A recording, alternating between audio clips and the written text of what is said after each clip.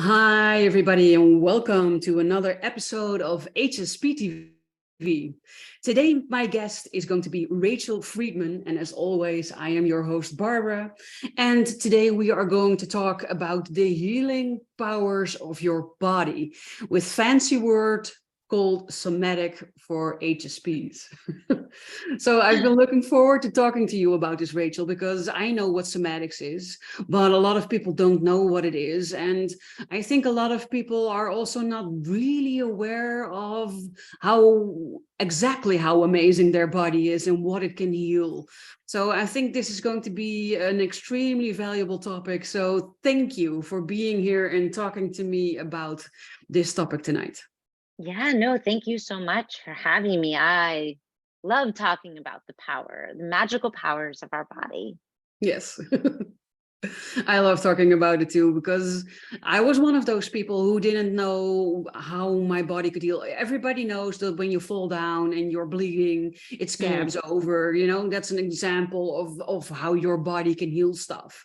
And we are aware that we don't maybe know how exactly it works, but we know a scab forms and eventually the scab will fall off if we don't pry it off beforehand. And then magically there's new skin underneath and our body heals. Right? But Yeah. it's so much more than that. Yeah, our body heals in so many ways. Yes, I love your example, but it can help us heal in physical ways, like you mentioned, but also a lot of mental and emotional ways too.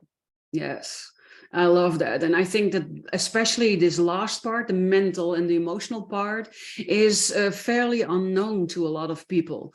So could you tell us more about that? Absolutely. So, as you mentioned, somatics, it just means AKA basically the body, your magical body. So, if you were to think back right now to high school, let's say, and you thought about a song maybe that you loved to sing in the car to with your friends, right? I invite you to close your eyes and think about that song. And when you think about it, if you just take a moment and pause and tune into your body, I can guarantee you will feel something. Maybe a smile, maybe you want to sway your hips a little bit, some sort of movement. And so the reason I bring this up is because our bodies remember everything. And so that's good.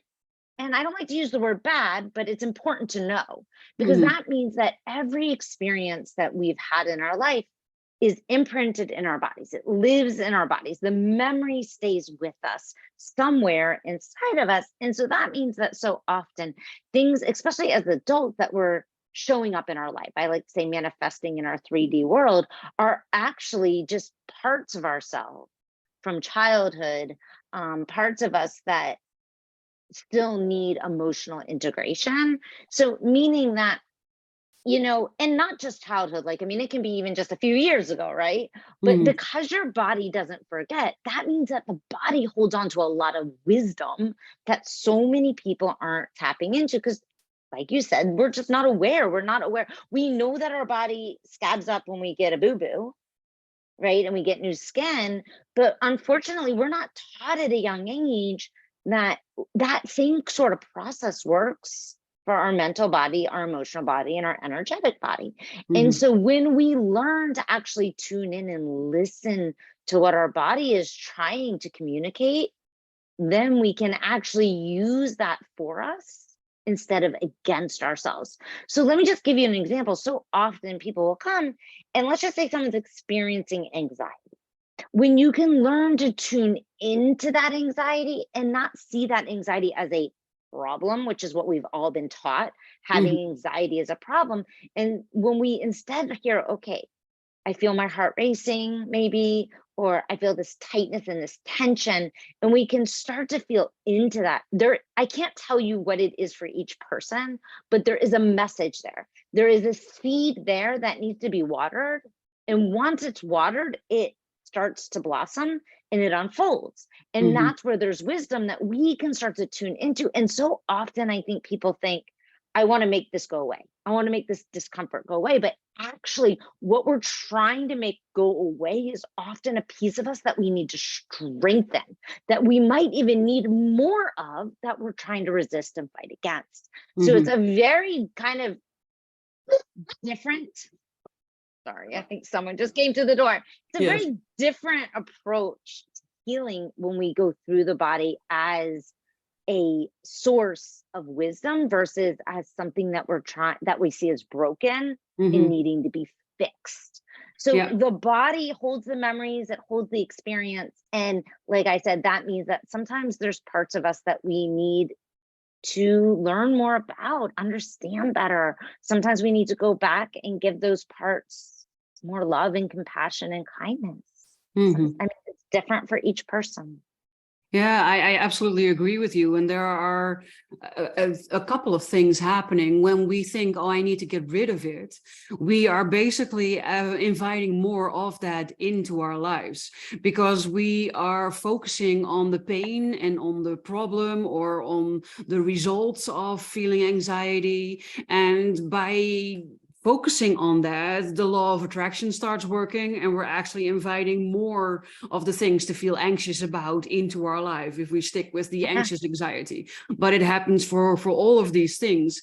So it's really important to focus that where you're to know that where you focus on, where your attention goes, your energy follows. And that means that you're attracting more of the same type of vibration, more of the same type of energy into your life. So by thinking, I need to get rid of it, I need to get rid of it, I need to get rid of it, you're actually saying, give me more, give me more, give me more. That's right.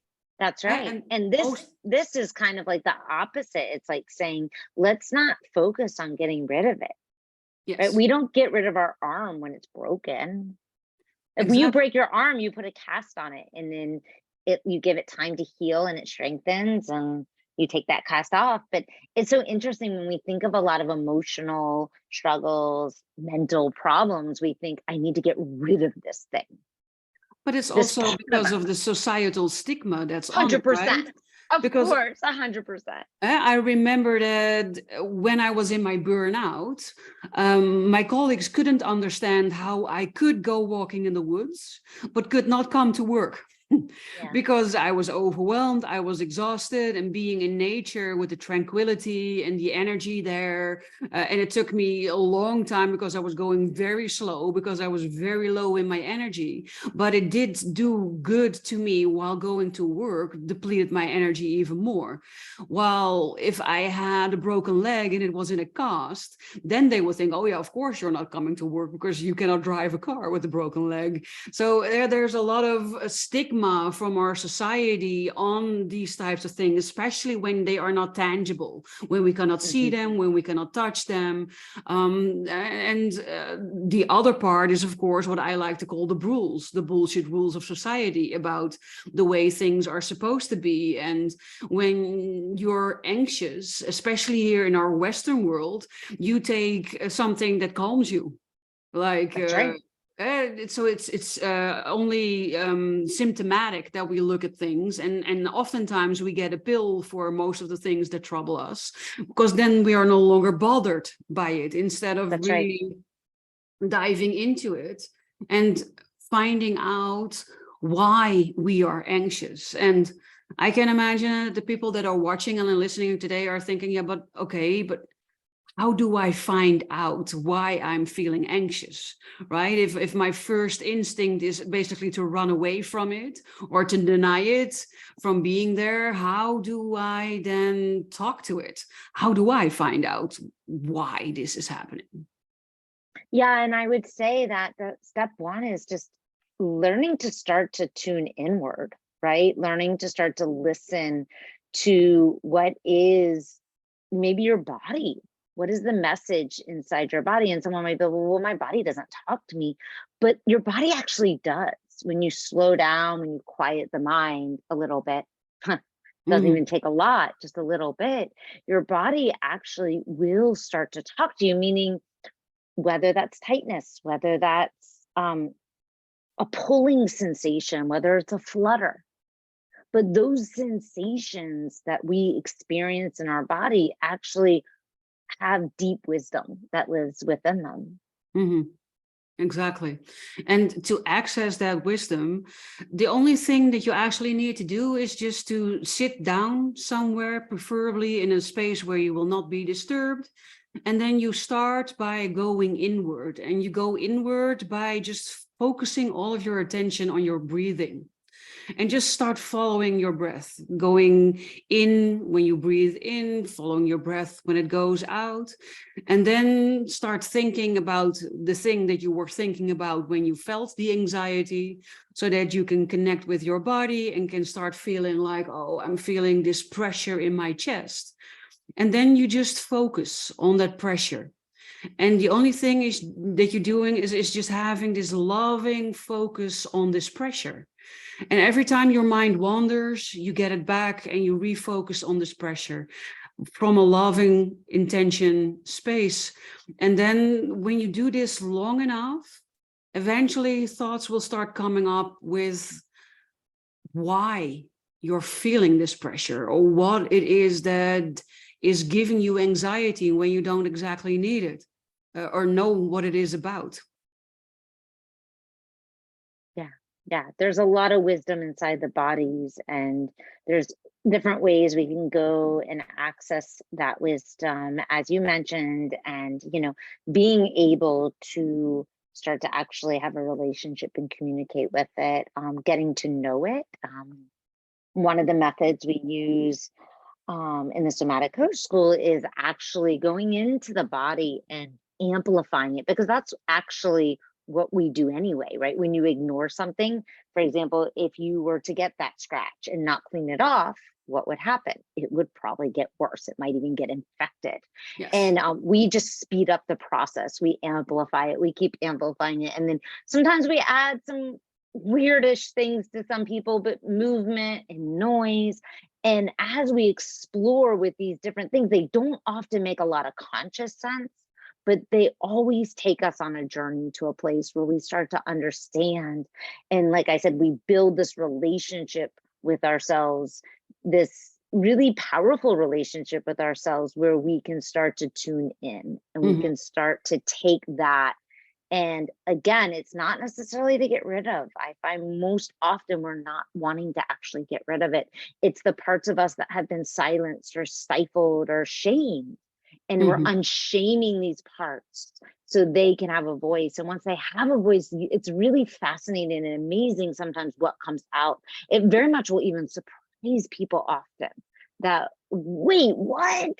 And it's very much against sometimes all the things they've been trying to do. It's pretty magical. Yeah, I totally get it. Often people come to the conclusion, oh, really, is this bothering me? Is this the thing that's causing this discomfort? I had no clue. So it's really good for people to become aware of it. But I think it already starts with people being more connected to their body, because that's what I see a lot happening. And when people end up in a burnout, there were warning signs. You were probably 100%. getting headaches or maybe even migraines. You were having a tense neck, tense shoulders. Maybe you were even having pressure in your chest, or slight nauseous or otherwise uncomfortable feeling in your midsection or your stomach. You probably had issues with sleeping. You probably had issues with digestion. All of these things are your body telling you, stop. Yes, Listen please help to me. I'm trying to get there. I call them flirts. Yes. So they're not all, for some people they're very loud and very obvious, and some people they're very subtle. But like you just mentioned, Barbara, it's learning how to tune into the subtle flirts, because those so often are what we just, I'll deal with it later on time. Yes. Not having time could lead you on a very dangerous path. Exactly. So it can be that something happens and you feel tears pricking in your eyes and you're thinking, oh, I'm with my boss or my manager. Now is not the time to really start crying and become emotional. And that's fine, right? We all get it and we don't want to come across weak. So then you push it away. The problem is not in that, but the problem is that then actually at the end of the day, you should create space to revisit what happened and to revisit how you were feeling, and then to learn from it, to be with it, to talk to it. But oftentimes that doesn't happen. We just push it away, and then we go on and we pretend it never happened. Yeah. And Why that's do we how do it, that? yeah, we do that. I mean, I can have my reasons. I have my reasons why I think we do. I mean, I think part of it is our minds are so busy in this day and age, and they're so hyper focused on getting tasks done and getting this done and moving on to the next thing. And we just haven't been taught how to value the importance of emotional management and really being willing to stay and hold the space to feel what we feel. Most of us, I think it's not society encouraged. I don't know if that's a word, but it's just not encouraged, right? It's not encouraged. It's like, oh, we don't have time for that. You don't have time for that. But the problem is, by not taking the time for it, it will always, I can guarantee, catch up with you, either in physical form, like either you get sick, some form, or emotionally, or you start napping and your relationships fall apart, your sleep is hindered. It always catches up. So as much as we say we don't have time, we also don't have time not to slow down and give it the attention that you just mentioned it needs, right? Like in front of your boss, you may not break out into tears, let's be right, you might hold that in, but the value of even taking 15-20 minutes later the day to sit with yourself and let yourself cry if you need to cry is invaluable. Exactly. Yes, I couldn't agree more. And indeed, we often think, well, I don't have time for this because I need to do this, this, and this, and this, and this, and this, and this. It's a part of our society, I think. On the one hand, time management and productivity are very much promoted. On the other hand, we all need to have a family, and we need to have multiple children, and the children do swimming and soccer and ballet and maybe some music instrument, you know, and then you have to go everywhere to drop the kids off. So we tend to be really busy, and nowadays both parents usually need to work, otherwise they cannot afford the house. So there is a lot to be busy about. But if you don't address the things that are happening, either at the moment they are happening or make space for it later in the day, indeed you're getting sick, you're getting physical complaints, things start falling apart, you're constantly walking into the same type of wall, and maybe you lose friends in roughly the same type of manner, or you lose jobs in roughly the same type of manner. And when you continue to ignore it, my experience is that the universe then also steps in, and maybe you break an ankle so that you slow down, or you have a car accident so that you slow down. It can also happen in the form of accidents, external things that are happening with the intention of slowing you down so that you have It forces you. Yes. Forces you to slow down. Yeah, if you, it will happen either way. Exactly. So you can either take that intentionally yourself and nurture, right, what needs to be nurtured, or universe will make sure that that happens Yes, for you. Definitely agree.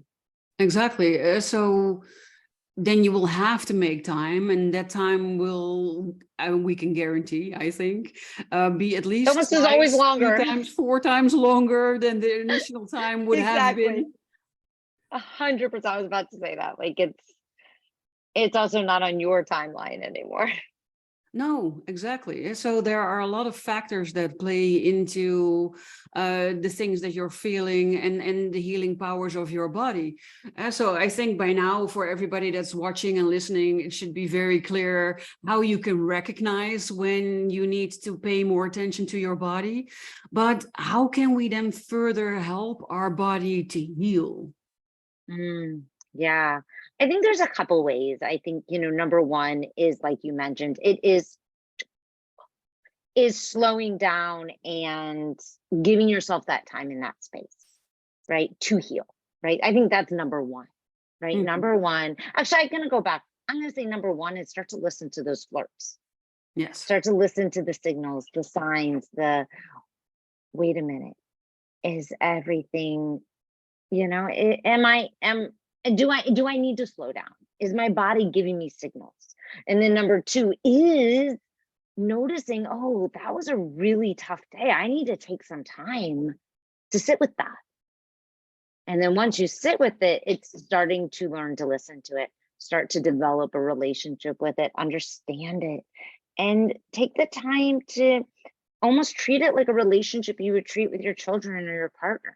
Right? I think we don't often see the relationship with ourselves the way we see the relationship with other people. And it's really the most important relationship we have, right?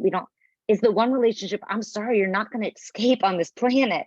No, definitely. You Wherever cannot you run go, away there, from yourself. wherever you go, there you go. No matter, you go to, on a vacation, there you go. Like, people always tell me, oh, I'll just take a vacation, then I'll be revived when I get back. And I'll be like, I mean, for a day or two, maybe, but good the fuck, pardon my French, luck.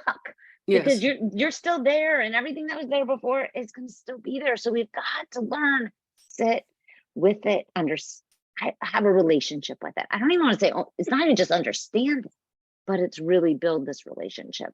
Yes, it all revolves around loving yourself and That's right. take really good care of yourself. And somewhere along the lines, we've started thinking that when I take care of myself, when I think about myself, when I love myself, then I am a narcissist or extremely egoistical.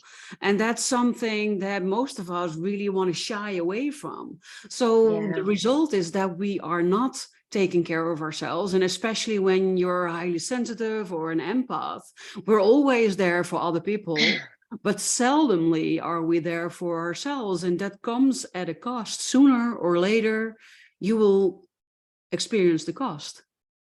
100%. Yeah. And I agree with you. I think that is a fear in our society, right? I don't want to be arrogant. I don't want to be, the word narcissist is thrown around a lot. And yeah. I always like to remind people that taking care of yourself doesn't make you arrogant, doesn't make you a narcissist. What makes you arrogant, what makes you a narcissist is putting other people down to bring yourself up higher. That's very, very different than taking the time to take care of yourself. We can't pour from an empty cup. You can't pour water into someone else's cup if there's no water in your cup to pour from. It just doesn't work that way. And I like to remind myself that. I like to tell my clients that all the time. Like, self-care it's not a luxury. It's a necessity, because you can't go around in this world without, you can't be your best self. I'm sorry, you can't give when you're dried up. No, exactly not. And we all think it's very normal and even very logical when you see the battery going down on your mobile phone to plug it in, right? Because the battery is going down, so we need to recharge it. We find we don't even think about it. It's so completely normal that we do it. But when it comes to ourselves and the same principle applies, then all of a sudden we have issues. But the principle is exactly the same. We also have an internal battery. And when our internal battery gets depleted, we need to plug ourselves in and get that thing recharged in whatever way is your way of recharging your battery. And it could be walking in nature. It could take a long soak in a bathtub with your favorite scents, or sometimes even more, depending on how empty you've let your battery become. I love that metaphor. And I do think, it's, for me, part of the reason why I start my day with it, because just like I'm going to charge, you charge your phone maybe overnight, right? To refill its battery. And then are you charged? Like, some people aren't even charging themselves overnight with sleep. Yes. Right? Because they're not even giving themselves that would, to me, is always the bare minimum. Give yourself sleep. And after sleep, let's start to add in things like, whether it's breath work, meditation, like you said, a walk in nature. And it doesn't, people have this idea for some reason that has to be long periods of time, right? Or you have to sit and meditate for an hour or even 20 minutes. And I'm like, you don't. Yes, great. You might, just like you go to the gym and you go to the gym for an hour, you're probably going to get stronger faster than if you go for 20 minutes. But 20 minutes is going to be better than nothing.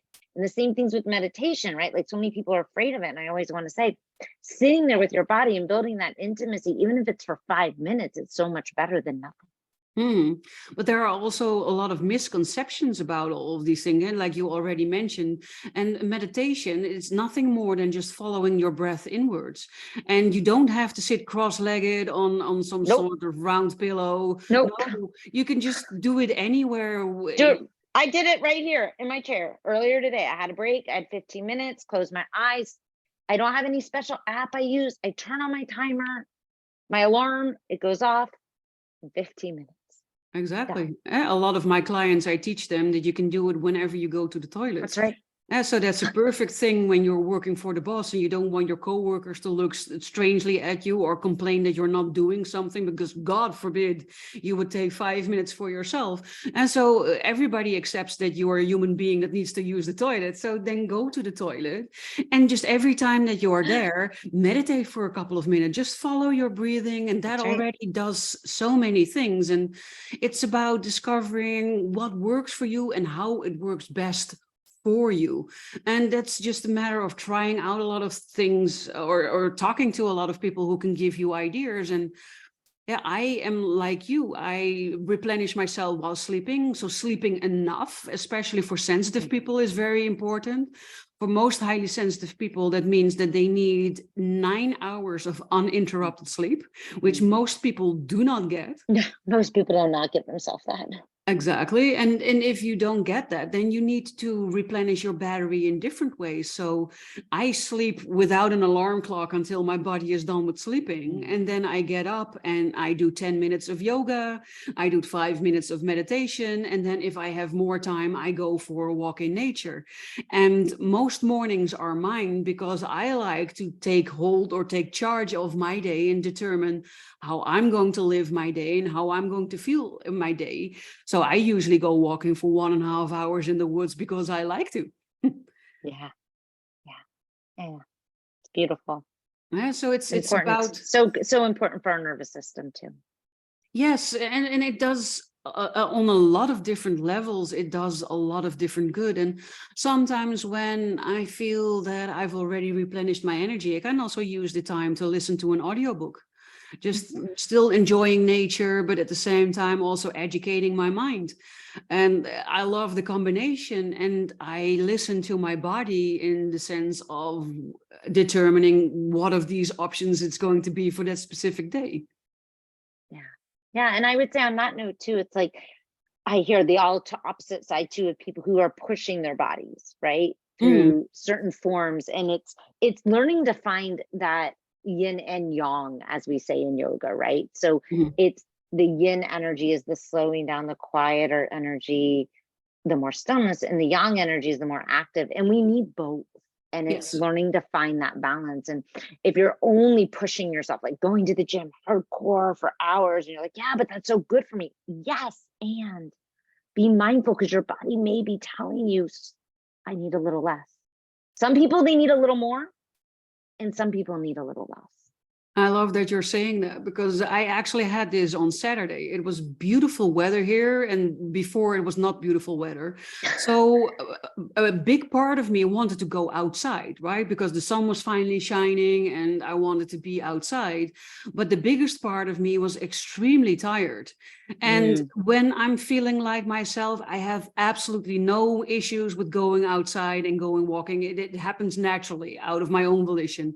But Saturday, I kept looking and I kept thinking, oh, it would be nice to go out. And then everything in my body said, but I have no energy.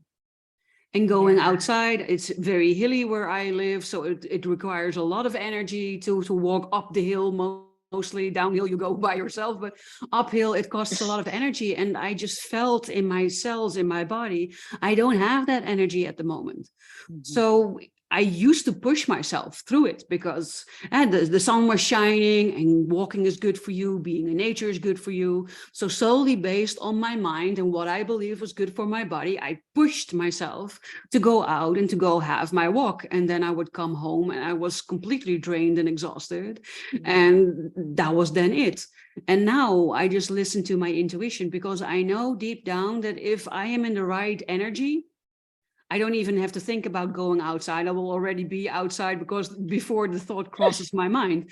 And when I really sort of feel that I need to push myself to go out, I no longer do it because that is not beneficial to my body. Yeah.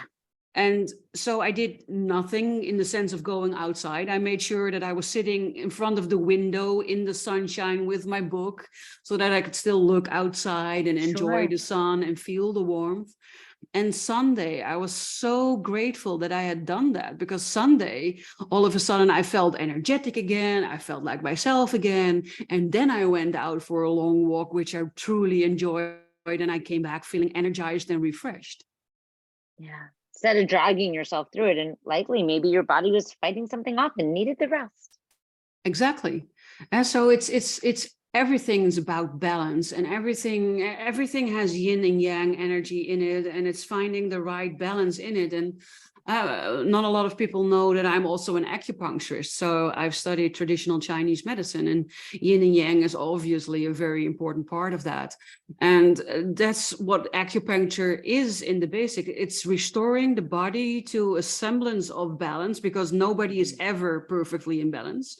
But you try to get a person as close to balanced as possible, because then the self-healing and self-regenerating properties of the body can function as they should function. And that's when the body can heal most things, if not everything. Yeah, it's pretty amazing. Actually, our Right. bodies are pretty amazing. Right, It's exactly. just we are not treating our bodies with this love and respect that they deserve, Yes, most of us. And I'm that- guilty too sometimes, honestly. but that's coming back to the beginning of our talk, mostly because we are not being taught the value of our body or That's correct. how to take really good care of it. So what we usually see is lead by example, right? I saw my parents working themselves halfway into death and never taking time, never really caring for their body. Or my mom worked 2 jobs and did an evening class in studying. And my dad also worked a lot of hours, and I never really saw them relax or take off. And we also never went on a holiday. So there really was no balance in going, and also replenishing. So I never learned from my parents. Yeah.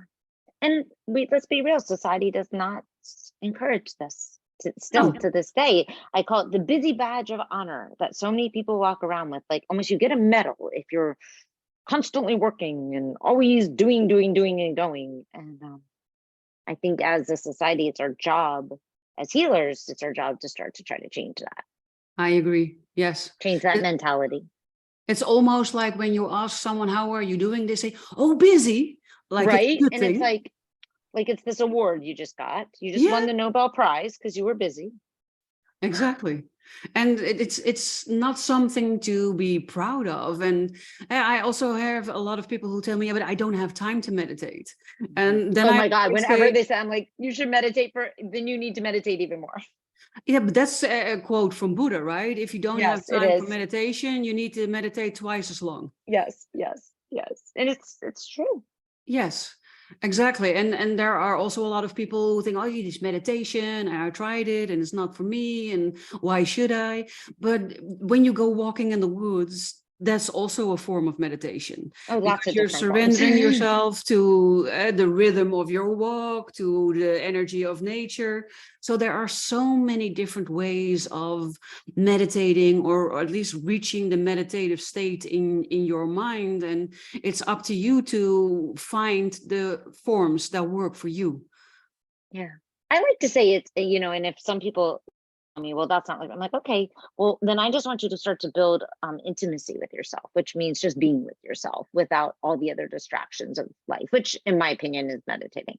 But if you don't want to call it that, that's fine. I don't really care what you call it. But I Yes. do think there's extreme value in getting to know yourself and get to know what's going on in your head up there too. Get to know what's happening in your body, but we need to get to know what's happening both mind and body.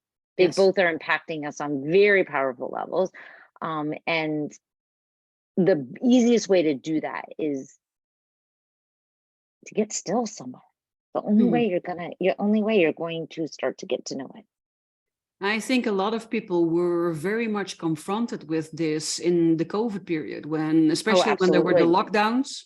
I had a friend who always escaped his own thoughts. He always needed to be Mhm. around other people, or went to a bar or a cafe, and he talked to everybody, even if they didn't know, if he didn't know them, just to escape how he was feeling on the inside. Yeah. And he had a really, really difficult time in the lockdowns, when you couldn't go out, when you couldn't talk to people, when you couldn't go to a restaurant or a bar or a pub or anywhere, Yeah. basically. And that sort of left him alone with himself. And I think that was the biggest punishment in his eyes that someone could do Yeah. to him. I knew people like that too, and I kept telling them this is the biggest gift you could have ever been given, and they just didn't understand that. But I really do believe, in so many ways, it really there was. As, I'm not saying the whole thing was a gift, but in that way, right? Mhm. You Oh know, yeah, it's the whole thing a definitely. forcing to slow down, a forcing to get to know yourself a little bit better. I think for a lot of highly sensitive people, it had a lot of good aspects. The whole thing in itself is not good. Correct. It's definitely not. But the social distancing for me as a highly sensitive person was amazing, because all of a Mhm. sudden not everybody was forcing themselves in front of you or pressing against you. You had a lot of space around you, which for me Yeah. was an awesome thing. And indeed, the slowing down, I went into nature even more than I did before then, and I felt the healing effects of it. And that Mm. part for me was very much amazing. It's amazing. It's Yeah. beautiful. Yeah, I love that. And so we've been talking for a while, and we've talked about some really awesome topics and some spot on examples. And I can really imagine that the people that are watching and listening to this episode here today would like to know more about you, or where they can find you, how they can contact you, Rachel. So where can Yeah. people find you? Yeah, so you can find me you can find me on Instagram mostly. That's where you can get to know me better, where I, share a bunch of stuff, try to give you a little bit of an insight into me and who I am, and the work I do in my life. That's Rachel B. Friedman. And you can find my work at the Somatic Coach School. So the Somatic Coach School, as we mentioned earlier, Soma meaning body, and it's really, we have two avenues. One avenue we call Heal Yourself, and the other avenue, that's the Somatic Lab. The other avenue is to become a certified somatic facilitator, where you can actually help people navigate through their bodies, this healing wisdom that we're talking about tonight. I love that. No worries if it went too fast and you think, oh, I need to rewind. I will make sure Like, that. what the heck did she just say? Exactly. I'll make sure that all the links and all the things that Rachel talked about just now are included in the show notes. So just scroll below this episode and you will find all the links. And while you're there, we would also really appreciate it if you could share this episode with your friends and people that are following you on social media, because you never know who needed to hear the things that we talked about today. And by sharing it, you would do them a really great service. And we would also love it if you could show your love and support by either liking this episode, or maybe commenting, talking about your experiences, or if you have questions, please feel free to share them in the comments as well. And if you subscribe to this channel, you will never miss another talk again. So that would mean the world to me as well. I really enjoyed our talk today, Rachel. Thank you so much for Me being here. too. Thank you so much. And I would like to mention that June, I think it's the 15th, 14th, or 15th. I don't remember the exact date, but it'll be in my bio very soon, probably in the next week, in the next few days. I am doing a free class, master class, the intro into somatic journeying. So if anyone's interested in learning more, seeing what this work is really about, understanding, I highly recommend come to that class, and you may even be the one picked to get to experience it, because I always pick someone and take them through the journey. I love that, because then it's no longer just theory, but you see it happening in practice I as am a well. huge believer in Me too. this work needs to be embodied, and I'm a Experience, learner by yes. doing and experience. I'm not a study theories girl, so everything I do is in this manner. So yeah, I yeah, am I always pick exactly the someone, same. and we take that person through it, and you get to take yourself kind of through it as we take whoever gets picked from the audience. Awesome. So if you think, oh, I want to know more about Rachel's work and I'd like to experience this and maybe even be the one in the hot seat, then definitely check out her links down below and make sure that you register for her somatic journey experience. Thank you for being here. You also, viewer, listener, thank you for listening or watching this episode. It means the world to me, and I love talking to you again next week about a different topic. And for today, I only wish you an amazing rest of your day. Thank you.